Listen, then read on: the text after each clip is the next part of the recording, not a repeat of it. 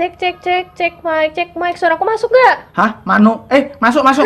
Minggir. Aku bawa air panas. Aduh. Kapok. Hati-hati kena rambutku loh. Dah, Tuan Putri mah beda. Cangkir, mana cangkir? Hah? Secangkir pikir? Cus lah. Udah mau masuk woi, 3 detik lagi. Selamat datang di Secangkir Pikir.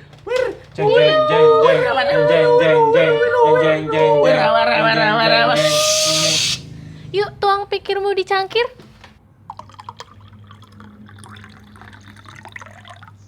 Nah.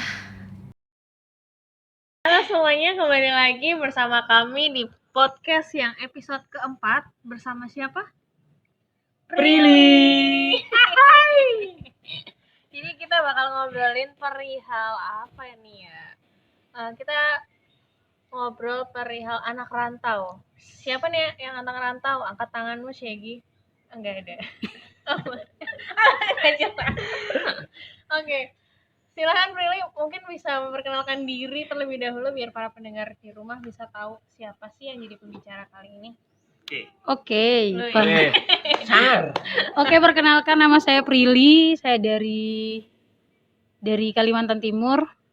Saya merupakan salah satu anak rantau yang berkuliah di Yogyakarta. Mantap. Di podcast ini juga kita bertiga ya, ada Mas Galih. dan juga ada Mas Fran. Mas Frans, Gali dan Frans. Ya, nah ngobrolin tentang anak rantau. Menurut Mbak Prilly, kenapa sih Mbak mau jadi anak rantau? Apa sih pertanyaannya? Ingin berkuliah di luar Iya, Kalimantan. Itu maksud saya. Apa ulangin pertanyaannya? Kenapa mau meninggalkan rumah, meninggalkan kehangatan rumah, terus mengejar cita-cita di Jogja? Jadi anak rantau. Kenapa sih Mbak? Oke, alasannya yang pertama pengen tahu dunia baru. Karena kebetulan saya dari kecil nggak pernah jauh dari orang tua. Anak mami. Nggak anak mami juga Anak sih. mama. Pokoknya nggak dibolehkan sekolah jauh dari kayak dari luar pulau. Terus karena kebetulan penasaran pengen nyoba, tapi aku yakin bisa mandiri, cuman nggak dikasih kesempatan tuh. Nah, Berarti berawal Jadi- dari penasaran ya? yaps. Jadi akhirnya memberanikan diri, bukan pergi dari rumah ya, pokoknya sekolah yang jauh dari orang tua lah. Mbak Prilly, tantangannya dalam menjadi anak rantau ini apa? Tadi kan Mbak Prilly sempat ngobrol kalau dari dulu tuh nggak pernah jauh dari orang tua gitu kan. Tantangannya apa? Apakah orang tua mendukung atau gimana? Tantangannya ya banyak lah. Maksudnya kalau dari orang tua itu mendukung saja, tapi kalau lebih kayak orang lain sih. Orang lain gimana nih Mbak? Maksudnya kayak tetangganya nggak percaya kalau misalnya anaknya bisa sekolah. Menurut mereka itu kalau kuliah jauh itu buat ngabisin uang orang tua. Padahal nggak gitu. Padahal kayak gitu ya. Iya, Ya. nggak selamanya begitu. Apa namanya? Terus waktu dulu mau berkuliah di luar pulau itu pesan-pesan orang tua itu bagaimana aja, Mbak? Apa saja pesan-pesan dari orang tua? Apakah untuk semangat atau gimana? Pesan. Kalau orang tua saya tuh sangat percaya sama saya. Kayak Anak pertama bapak, ya karena anak pertama mungkin ya. Dan puji Tuhan sampai sekarang kan belum pernah mengecewakan yang kayak gimana gitu. Jadi kayak ngasih kepercayaan yang besar. Terus ya pesannya paling jaga diri baik-baik. Terus gak usah dengerin kata orang lain gitu loh. Jalani aja perkuliahan. Kenapa sih kita nggak boleh ngedengerin kata orang lain? Tadi kan Mbak Prilly sempat bilang kayak gitu. Kalau saya pribadi sih merasa kayak kurang penting aja. Karena yang jalani hidup itu kan kita sendiri. Kalau semisal terlalu banyak dengerin kata orang lain tuh kitanya jadi bingung. Harusnya tujuannya kita udah tapi karena dengar masukan-masukan dan kitanya juga nggak percaya diri sama tujuan kita, akhirnya berubah dan akhirnya nggak tercapai yang kita inginkan. Berarti Ya. emang perlu keberanian ya. Yaps. Oh iya, untuk Prilly kan kamu baru pertama kali ini ya merantau ya. Berarti merantau dari umur 18 ya? 18 ya. 18 tahun. Itu kan untuk memulai sesuatu yang telah lama kamu selama 18 tahun itu kan kamu tinggal bersama orang tua ya. Terus tiba-tiba kamu harus ke Jogja untuk kuliah. Nah, berat nggak sih meninggalkan orang tua untuk ke Jogja dan kamu belum pernah melakukan itu sama sekali, kamu selalu di rumah sebelumnya? Kalau saya berat sih berat. Jadi cerita awalnya itu, bapak saya itu orangnya sangat keras ya, keras dan disiplin. Jadi ketika dia mengatakan A, dia akan selalu A. Jadi tuh, saya pengen, pemikirannya tuh kayak berubah gitu loh. Jadi nggak kaku banget tapi fleksibel dengan keadaan yang ada. Jadi nggak terpaku banget, pokoknya harus kayak gini harus kayak gini. Jadi tujuan awalnya biar bisa kuliah di luar itu tuh supaya bisa terbuka lah pikirannya. Kalau misalnya pendidikan yang sekarang itu tuh nggak bisa disamakan kayak pendidikan zaman dulu. Terus kalau ditanya berat ya berat, cuman kan harus membuktikan juga. Jadi ya kalau sekarang sih sedang dijalani saja.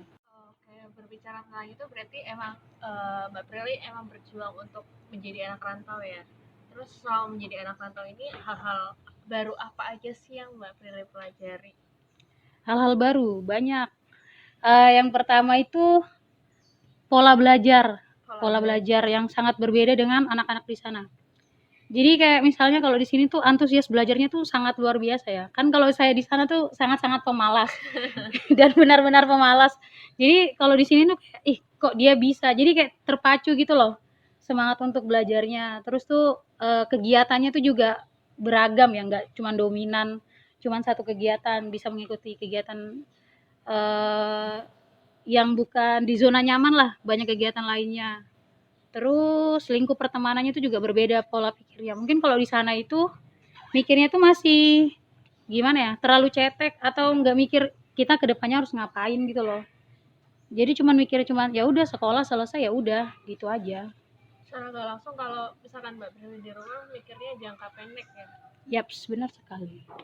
Terus selama tinggal di Jogja ini apakah pernah mengalami kangen kepada orang tua atau rindu terhadap suasana rumah Homesick. gitu? Ya, Homesick ya. pengadap perasaan-perasaan seperti itu. Kalau kayak gitu pernah ya, wajar lah, sering. Tapi nggak terlalu sering sih.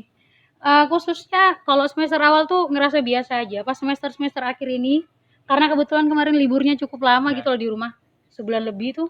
Jadi pas kesini tuh kayak baru kayak mahasiswa baru tuh kayak kayak langsung kangen aja. Kayak hari pertama tuh kayak bengong, Untuk terus kesurupan nyesal. ya. Terus kayak nyesal kenapa baliknya cepat ya? Tapi ada yang harus dilakukan. Ada tanggung Jadi jawab. iya, jadi sekarang tuh Tentang kalau dulu tuh video call-nya kan mungkin seminggu 3 kali. Kalau sekarang tuh hampir tiap hari. Berarti cara mengatasinya dengan video call ya. Yaps. Terus tadi kan udah bercerita tentang dukanya ya sebagai anak rantau kadang suka kangen rumah. Ada lagi nggak duka lainnya? Dua lainnya. Ya kalau kehabisan uang. Oh itu Ya, itu, itu. aduh itu jadi permasalahan banget sih ya. Terus untuk mengatasi itu permasalahan itu bagaimana? Cari uang. Biasanya. Kalau misalnya Ya, kehabisan biasanya. uang. Ya kalau misalnya uangnya habis beneran tuh ya pinjam uang teman lah. Oh ya. Tapi ya nggak selamanya minjam. Gali lubang tutup lubang. Gak apa-apa. Kan kalau sebulan pertama itu pasti mikirin kan. Kayak oh iya ngelola uangnya juga harus kayak gini. Jadi sambil belajar juga ngelola uang yang baik itu gimana. Ngelola uang terus ngelola apa lagi yang Mbak Prilly pelajari? Waktu, Terus apa lagi? ngatur emosi. Berarti uang tadi, waktu, emosi ya. Iya. Banyak banget gila. Mbak Prilly punya kisah enggak tentang persahabatan mungkin? Ya mungkin persahabatan dengan Yang teman pernah- ini. Pernah di menjadi nilai plus ketika kita merantau, pasti kan orang-orang terdekat kita bukan lagi orang tua ataupun keluarga, tapi orang-orang yang di sekitar kita. Nah, Mbak Prilly sendiri ada kisah nggak tentang itu? Dari awal mulanya gimana ceritanya, kenapa bisa deket? Pacar mungkin. Ya, Pacar pacar teman nggak apa-apa, sahabat gitu. Enggak lah. Kalau pacar enggak. Belum ya, Oh, belum. Amin, bentar lagi. Kalau kisah persahabatan itu tuh ya namanya juga orang baru kan. Nah, kebetulan aku tuh orangnya nggak suka diam-diam aja. Maksudnya kalau mau pengen punya teman banyak, jadi harus berkenalan sama semua orang. Nah, kalau ditanya tentang sahabat atau teman ya pasti banyak ya. Untuk Prilly di sini ada keluarga nggak atau Saudara-saudara. saudara-saudara? Nggak ada, kalau keluarga nggak ada, tapi kalau teman dari Sana. sana ada, dari asal yang sama ada. Oh, jadi benar-benar di sini tuh buka jalan baru gitu ya? Maksudnya belum pernah ada yang kenal apa selain temanmu itu yang di seprodi atau sekos itu belum ada yang kenal sama sekali? Belum. Pernah nggak sih ada kejadian misalnya ditipu sama temen terus disakitin apa gimana? Pengalaman-pengalaman kayak gitu? Kalau ditipu sih nggak pernah ya. Kalau disakitin juga nggak, paling kesal aja sih. Contohnya Contohnya misalnya Nah, kayak minta seru penjelasan gitu loh, oh, tapi nggak dikasih tahu, itu kadang ya kamu udahlah. yang minta terus gak dikasih tahu. Iya. Oh, sebel ya. Oh, siapa itu? Sering ya. Berarti pernah merasakan ini pengalaman apa teman yang ambis gitu kan, dia ambis terus nggak mau berbagi ilmu, itu pernah merasakan Banyak. Pernah lah, banyak. Ya. Itu gimana kamu bisa diceritakan nggak rasanya itu gimana itu Kak, menghadapi teman kayak gitu padahal itu temanmu loh itu? Itu apa kalau nggak Mbak Prila juga bisa kasih tips untuk mengatasi orang-orang Seperti yang ambis. biar para pendengar di Ya. rumah tuh bisa tahu, Oh, iya, bisa belajar dari pengalaman Mbak bisa Prila. menghadapi orang-orang seperti Anda ya kan. Aku no comment. Ya kalau Woi, internal. ya kalau orang ambis itu kan haknya pribadi orang ya. Kalau misalnya dia mau ngasih tahu tuh juga haknya dia sebenarnya. Jadi kalaupun, tapi secara manusiawi wajar lah kalau misalnya kita kesal, padahal kan kita anggap dia bisa, tapi kenapa dia nggak mau berbagi gitu loh. Kan padahal ilmunya tuh kalau misalnya nggak dibagikan ke orang kan stuck di situ aja kan, nggak berkembang kalau menurut aku pribadi. Terus kalau misalnya sikap yang harus dimiliki ya udah Pak, pasrah aja, maksudnya kamu memaksakan suatu hal yang bukan hakmu tuh juga rasanya kayak aneh gitu. Nah, Ekspektasinya Oh. diturunin Iya. biar gak sakit. Jadi intinya di sini ya sadar diri aja ya. yaps. Ya, sadar itu vaksin. Sadar diri dan berusaha dong. Iya, oke. Sadar diri doang gak akan dapet Ya jawaban. udah, tapi katanya sadar diri itu vaksin loh. Kok bisa? Yuk vaksin. Aduh. Kalau sadar diri itu vaksin. Tapi ada apa ya? Ada poin plus kalau misalnya kita kayak kesal sama orang ambis. Apa tuh? Kalau aku pribadi tuh pasti aku dalam hati pasti lihat aja, bakalan ku buktiin aku bakal lebih dari kamu. Selalu kayak gitu. Perang. Enggak, ya perang sih. Tapi perang Perang dingin. intelektual. Terpacu lah, termotivasi lah. Dia Iya, bisa, iya. masa nggak bisa? Tapi ada juga yang dia bisa, aku nggak bisa, harus jadinya bukan malah tambah semangat tapi Tapi jadi tambah. insecure ya. Iya, jadi down. Tapi kalau kamu enggak kan?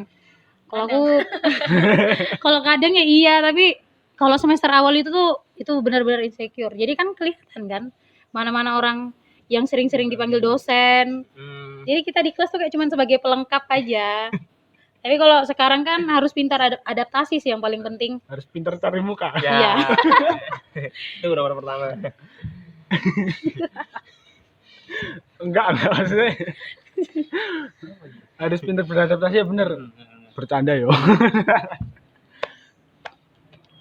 Terus kan tadi kan sudah ini apa membicarakan tentang duka-dukanya, duka-duka jadi anak rantau. Nah, sekarang apa sih suka dari Mbak Pili ketika hidup menjadi anak rantau di Jogja ini? Bahagia. Ya, kebahagiaan. Ya mungkin dirindukan Well-being. ketika Mbak Prili balik ke rumah. Iya. Yang dirindukan.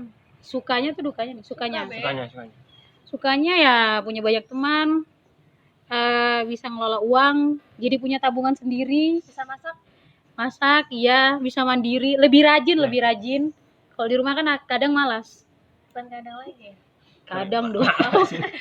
Bagi tugas lah lebih tepatnya kalau di rumah. Kalau di kos kan bisa ngatur keperluannya sendiri, meskipun kadang suka mager juga. Apalagi ya sukanya. Itu aja sih. Sukanya ketika balik ke kampung halaman. Kalau balik ke rumah pasti punya poin positif yang dinilai orang tua itu, wah ternyata anakku bisa kayak gitu ya. Misalnya dulu tuh kayak pemalas banget, kalau di rumah tuh udah peka gitu loh, paginya bangun pagi harus ngapain, nggak mesti disuruh, apalagi kan udah besar kan, kalau masih disuruh tuh kayak gimana gitu. Sadar diri tadi Harus tuh ya. harus sadar diri. Sadar diri adalah Vaksin. Oke. berarti secara nggak langsung Mbak Prili jadi kebanggaan buat orang tua ya. Ya, amin. Ya, Amin. Terus apa rencananya ke depannya gimana? Habis setelah Mbak Pili ini Prilly nanti lulus dari sini? Apakah Dari, akan melanjutkan merantau atau kembali atau Kembali Atau atau nanti kalau dapat mendedikasikan ilmunya ke ini para siswa-siswa di sana. Kalau rencana, kalau kemarin sih udah ada perbincangan. Weh. Tapi kalau Job. kalau misalnya kalau orang tua sih mendukung aja ya, mau kerja dimanapun, nggak mesti di daerah asal juga nggak apa-apa, menetap pun nggak apa-apa, tapi dilihat aja ada keinginan untuk mengajar di sini. Kalau kembali pun juga ada keinginan, jadi gimana ya, peluangnya sama-sama lah, maksudnya fleksibel aja, tapi tetap memikirkan untuk bekerja dimanapun itu tetap didukung. Oh ya, jadi nanti dimanapun nanti tergantung suami. Ke tambang. Ngobrol-ngobrolin suami. Ini belum tahu kan dari Prilly. Gimana? Cari idaman Oh iya. Ya kan laki-laki idaman nih Nggak Prilly. pas banget ya. Siapa tahu Nggak pendengar apa-apa. dia mau deketin loh. maaf. Siapa tahu ini ajang cari jodoh juga ya. Apa aja, Bro? Apa ya, tipe? Idaman. Maksudnya kan kamu udah gede nih. Kapan lagi kan Prilly ngobrolin ini? Ya memalukan ini. Gak ada tipenya, nggak ada yang gimana-gimana, yang penting bertanggung jawab. Apalagi ya? Dapat dipercaya. Ya, Rajin ini menabung. sama aja. rajin menabung. Ini ya. Intinya ya sayang sama keluarga, Oh, itu penting. sayang sama anak. Ya penting Ya, juga. Itu aja, gak usah Itu aja. muluk-muluk lah. Ya. Sama mulung Mas. Harapanmu apa untuk orang tuamu, untuk teman-temanmu, dan untuk dirimu sendiri, dan untuk dosenmu? Harapannya apa sih? Oke, ada 4 tadi ya. Untuk apa sih? Untuk tadi? orang tuamu. Orang tua. Orang tua. Yo. Teman-teman. Oh, orang tua. Satu-satu orang tua. Orang tua dulu yuk. Bingung. Kalau harapan untuk orang tua ya semoga panjang umur, Amin. eh, sehat, pokoknya bisa mendampingi sampai sukses semua anak-anaknya. Sampai nikah. Amin. Amin. Ya, itulah. Cicip. Kalau harapan terbesarnya sih itu, tetap berada di saat suka maupun duka itu juga perlu. Amin. Malang ataupun untung. Sakit ataupun Sehat. Terus gimana? itu Terus untuk gimana? orang tua ya. Iya. Ya. Semoga orang tua Prilly mendengar nanti dibagikan ke orang tua ya. Oke. Terus, Tapi untuk Tadi untuk teman terdekat, teman terjauh, teman teristimewa. teman yang ya teman. Ya untuk semua temanku lah. Di Pebio. Febia itu jurusan Mbak ya? Iya. Udah dibilang. Oh ya lupa. Nggak nanya. Iya. Kampus mana, Mbak? Sana tadi. Harapannya untuk teman-teman semangat di semester atas. Semuanya pasti berat. Ya, dan emang berat. Semua tugas pasti berat dan memang berat sih. Tapi ya dijalani aja karena semuanya itu bakal terlewat. Nggak akan stuck kok. Semua akan selesai pada Waktunya. Ini BTW dosen-dosen kita juga pada dengerin loh. Ya. Aduh. Keren kan? Harapannya apa? Nanti kamu berharap Harapannya ya semoga dosennya nggak pernah bosan, Ah, terus tetap semangat. Apa lagi ya? mengajar sepenuh hati gitu ya. Iya. dipaksa. Iya perlu loh mengajar sepenuh hati, Iyalah. nggak setengah-setengah. Iyalah, Kalau salah-salah namanya setengah. Iyalah. Enggak ikhlas tuh kok setengah-setengah tuh. Ya udah. kita juga sebagai mahasiswa juga jangan setengah-setengah. Iyalah. Kalau Kita udah ya sambil duduk gitu dengerin ya, nggak sambil tidur. insyaallah. Benar. Ya. Iya gitu. Terus terakhir nih, kami mau minta closing statement dari Mbak Prilly terkait ini. Mungkin bisa berisi harapan ataupun Atau saran-saran. bukan, ataupun bisa afirmasi tentang merantau itu tidak kayak gini kayak gini. Merantau Atau itu- jangan buat adik-adik tingkat kita atau adik-adik kelas Adik-adikmu yang- di sana itu biar mereka juga takut. ingin kuliah, Oh, merasakan. biar mereka juga ingin semangat untuk kuliah, tidak apa cuman sekolah ya sekolah habis itu udah selesai. Jangan apa mungkin ada semangat dari kamu. Apa ya pesan-pesannya ya? Boleh. Teruntuk anak rantau, semua anak rantau atau Calon anak. calon anak rantau itu jangan pernah takut. Ada satu ayat Alkitab yang paling aku sukai ya. Maksudnya cocok lah kalau untuk tuh, jangan khawatir akan hari esok karena hari esok itu mempunyai kesusahan sendiri. Jadi jangan terlalu overthinking dahulu sebelum kalian kayak merasakan atau melakukan. Karena belum tentu yang kalian pikirkan itu terjadi. Bahkan siapa tahu itu yang kalian awalnya mikirkan negatif malah jadinya positif. Jadi berani mencoba, jangan pernah takut karena Tuhan nggak mungkin pernah meninggalkan kita. Amin. Amin. Haleluya. Haleluya. Horas. Makasih Mbak Prilly buat waktunya Oke, untuk sama-sama. di episode yang keempat kali ini. Semoga apa yang Mbak Prilly bagikan tadi bisa bermanfaat bagi teman-teman, buat para calon anak rantau ataupun anak rantau bisa belajar dari pengalaman Mbak Prilly tadi, ada banyak banget ya. Begitu, sekian dari episode yang keempat ini. Terima kasih telah mendengarkan kami sampai akhir. Sampai jumpa di podcast edisi ke 5. Kok edisi sih episode ke Episode 5. See you. See you tomorrow.